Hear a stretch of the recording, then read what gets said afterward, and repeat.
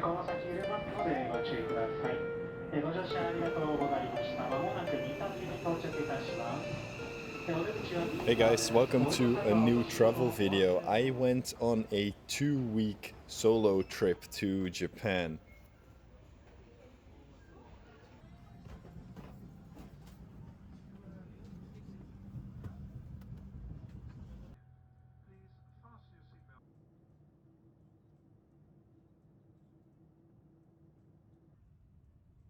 First day, I immediately went to Sushiro for some conveyor belt sushi. I got some ice cream after. I didn't record anything else for the rest of the day because I was so tired. The next day, I decided to travel from Osaka to Kobe, which is about 45 minutes, I think, by train to try the famous Kobe beef. I went to this restaurant where this one chef prepares your meal just for you, and it was honestly really good. But it's quite expensive, so if you're on a tight budget, this might not be worth it. But it was a very cool experience, nevertheless.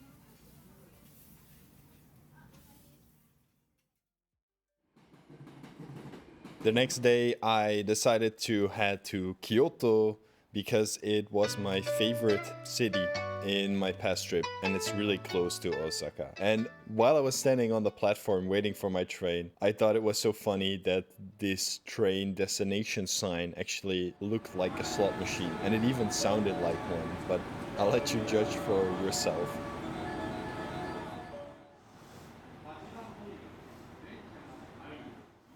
Now, one thing about Japan is that the train rides are so good. The train network is really good, and people are generally very polite and quiet, so it makes for a really pleasant train journey. The trains are clean and they're reliable, so whenever I'm visiting Japan, I try to take the train as much as possible whenever I travel somewhere. It's also much more convenient than flying, in my opinion, because you don't have to be at the airport super early and you can't really miss the train. Even if you book the bullet train with a reserved seat, if you miss your train somehow, you can just take the next train. You won't have a reserved seat, but in my experience, that's not really an issue. Usually at the next stop, people get off the train and you can sit down if there is no space.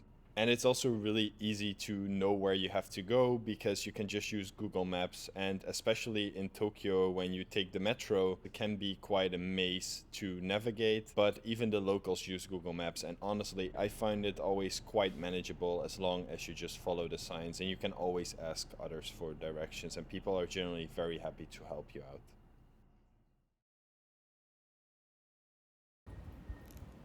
I just got such a good ice cream. Unfortunately, the stick is really long and ice cream wasn't, but really good.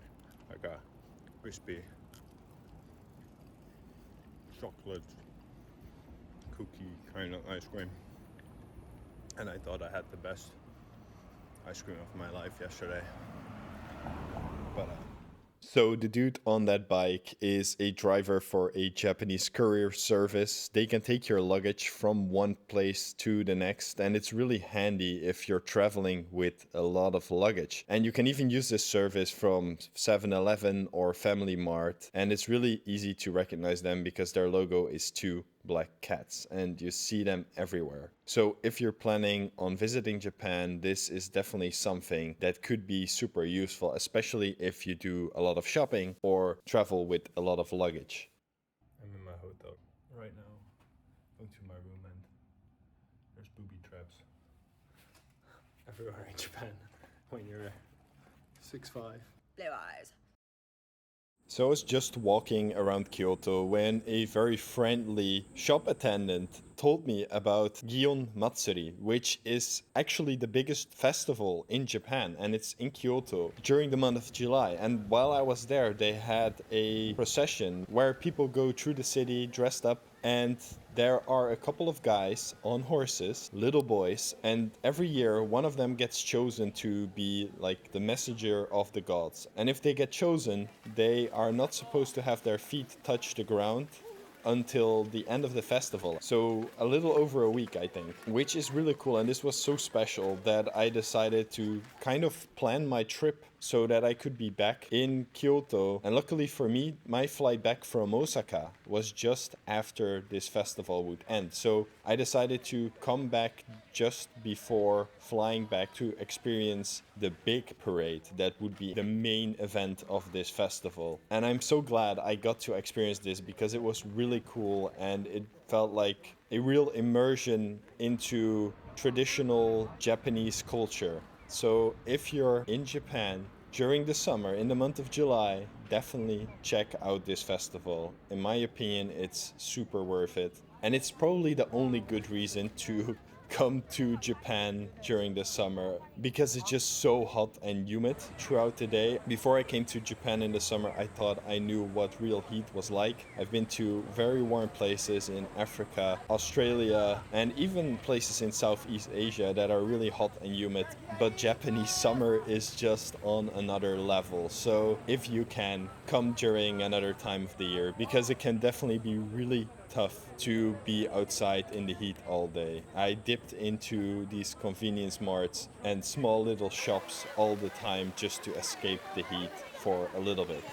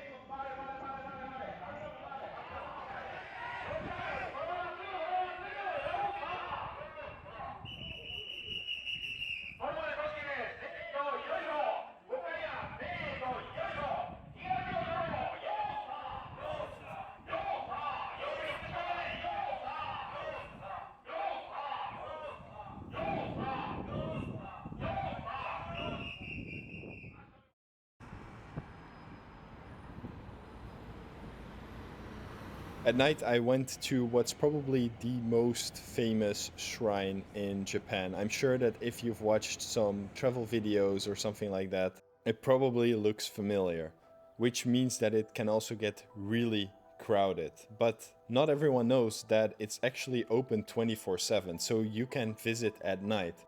And it's really well lit, and it's way less hot and humid and crowded.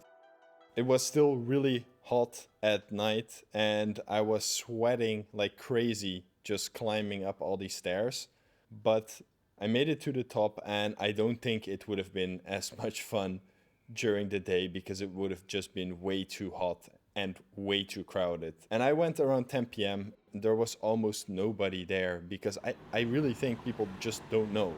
It was just a really beautiful shrine, so I get why it's popular. But if you have to walk up shoulder to shoulder with other tourists visiting, it just takes away a lot of the magic for me. So I would definitely visit at night if you can.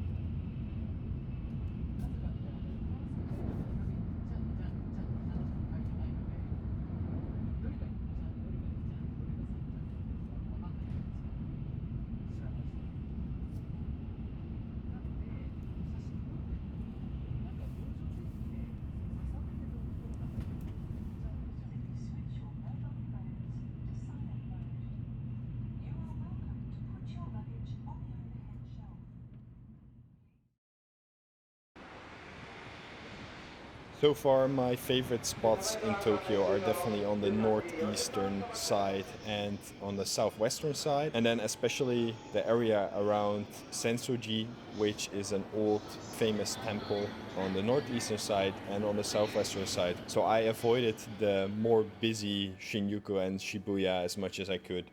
I decided to stay near a station called Otsuka, which is on the north side, which was an area that I had never been to, but it was a bit more quiet. And I think in Tokyo, as long as you stay somewhere near the metro, you're golden, because it makes it just so easy to go anywhere in the city. I just got one of the famous filled fish cookies. This one is with red beans. I've never had one before, but I've been wanting to try one for a while, so. It's really good. Pretty sweet. Much sweeter than I expected, but really good. I went to Harajuku to check out some of the vintage shops there. And I came across this small artisanal cola shop, and I thought, okay, that's really cool. I have to check this out, see if it's any better than what you can buy from a can. And it actually was. The lady was super nice, and it was just very unique and much more herbal than a regular cola. I spent the rest of the day just walking around, going to some shops, but I never record inside of shops because I just find it harder to connect with the shop attendants.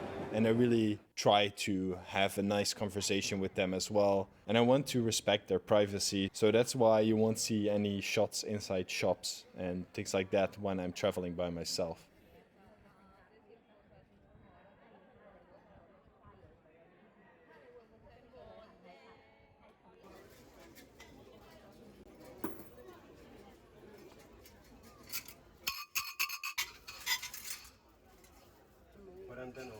I got my fortune. No idea if it's good or bad. I guess I'll have to throw it to translate.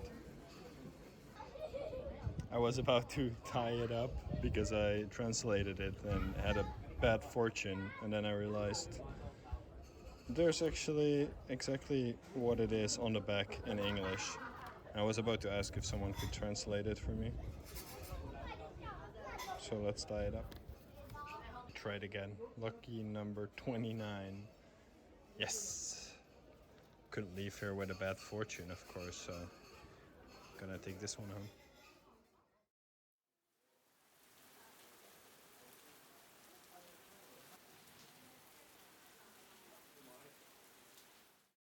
So because it was raining, I decided to pop into a coffee shop, and it rains quite a bit during Japanese summer, and I had a little accident there which made it look like I peed my pants for the rest of the day. But I walked around this neighborhood near Senso-ji and came across a shop from a jeans brand that I've had my eye on for a while, and it's called Japan Blue. And I actually went there to buy one of these kimono style jackets, but I felt like it didn't suit me so well because it was too short for me. And instead, I actually ended up buying a work jacket that was hand dyed in Japan from real indigo with a really interesting fabric, and I thought was really cool. So I had to get it.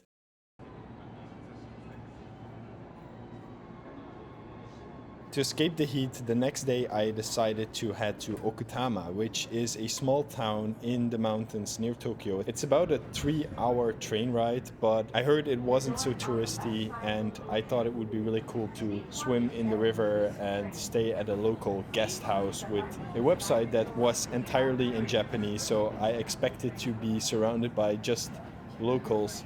And as it turns out, I was actually surrounded by people that lived in Japan, but a lot of them came from different parts of the world. They all lived in Japan and spoke Japanese, but it was really cool connecting with everyone. And this was definitely one of the highlights of my trip.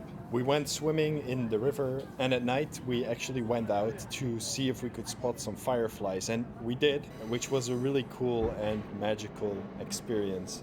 They were also preparing for their local festival, and I got to capture some footage of that, which was really cool as well.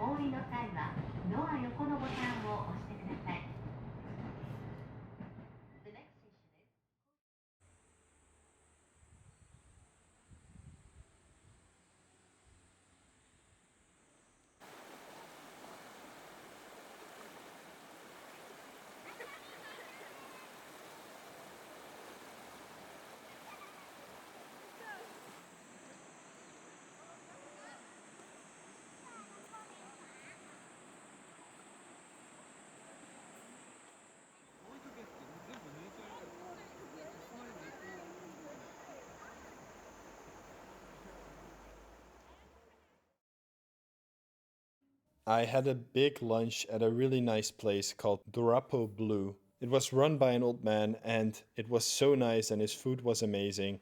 So I definitely recommend checking that out. There are quite a few really good izakayas in this town, but I only got to check out one of them.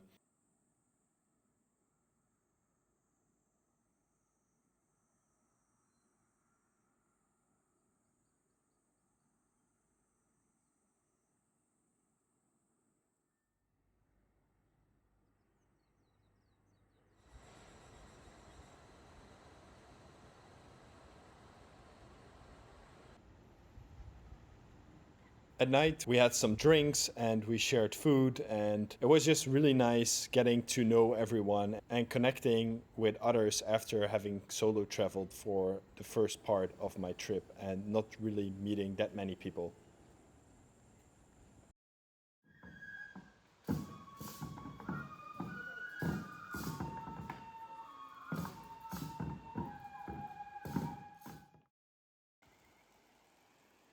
Unfortunately, all of the beds in the guest house were booked for the next night, but they offered me to stay in the common room. However, I decided to join one of my new friends to a place just north of Tokyo. So we made it to Kawagoe late at night, and after dropping off our stuff, we immediately headed to the temple there. And I'm really glad that I joined my new friend to this new place that I never heard of before. So this was a super spontaneous trip as well, but it was really nice.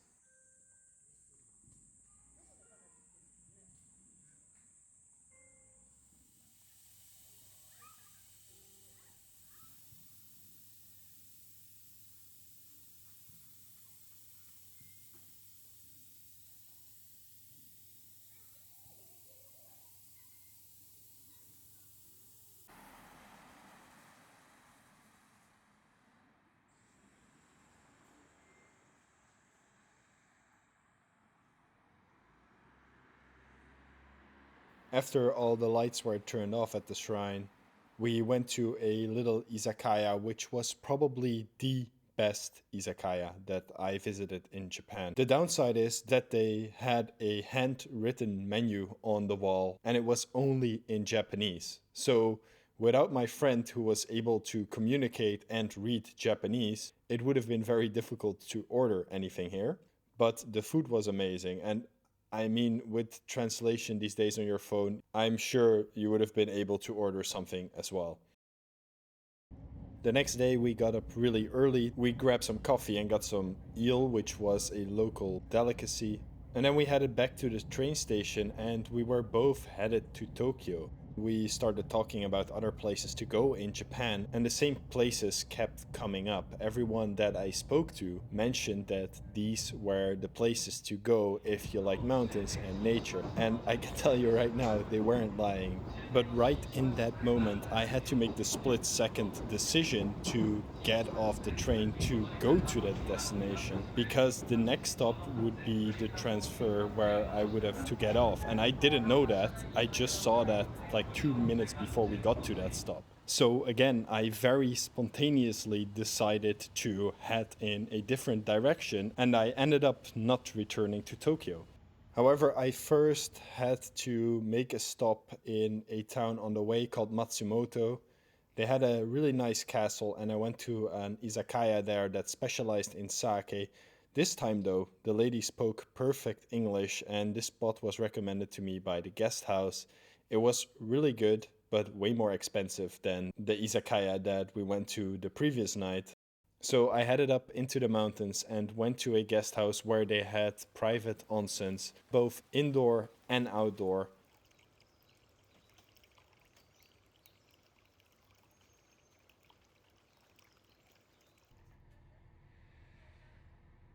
The weather wasn't so great and it had been raining the past couple of days. Besides, my shoes were just sneakers and I didn't have any gear for serious hiking. So unfortunately, I couldn't do any real hikes and I didn't see as much of the surroundings as I wish I would have. I decided to head back to Kyoto to make my way back for the Gion festival and to catch my plane. I got up super early to catch the first bus out of the mountains. And an old lady on the bus actually told me that one of her favorite places in Japan was Takayama, which the bus would be going to, and I would take the train from there to Kyoto. So I actually stopped in this town, had lunch there, and went to this old folk village. It was actually a really cool place. I wish I had a little bit more time to wander around the streets here, but I'm sure I'll come back when I go back to the mountains again. One of the main attractions here was actually two old houses on this one street, and as luck would have it, this whole street was actually closed for construction work, so I actually couldn't see the houses at all, but it was still really nice to just wander around and explore the town.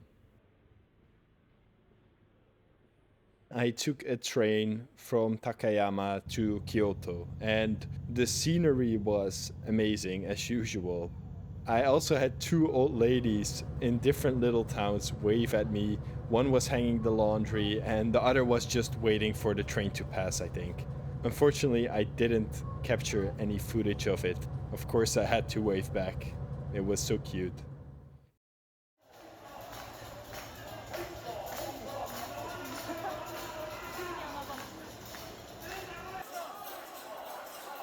Once in Kyoto, the Gion festival was going on, and I met up with my friend that I also traveled to Kawagoe with, and we grabbed a quick bite in Kyoto and watched the procession.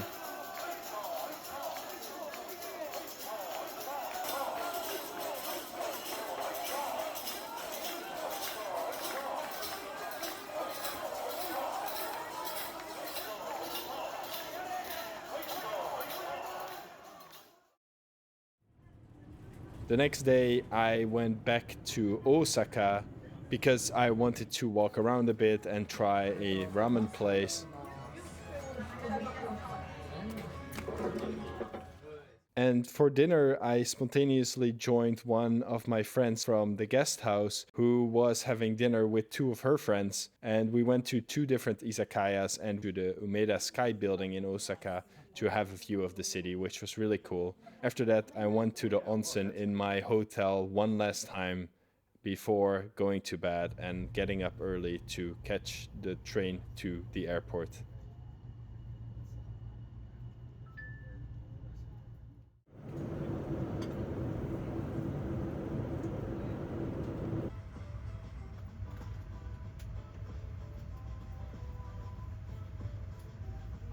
Dear passengers, Thank you so much for watching this video. If you have any feedback, please let me know. I just want to keep improving and make better videos. If you like the video, make sure to subscribe because I have a lot more content in the pipeline. For now though, thank you so much for watching and I hope you have a great day.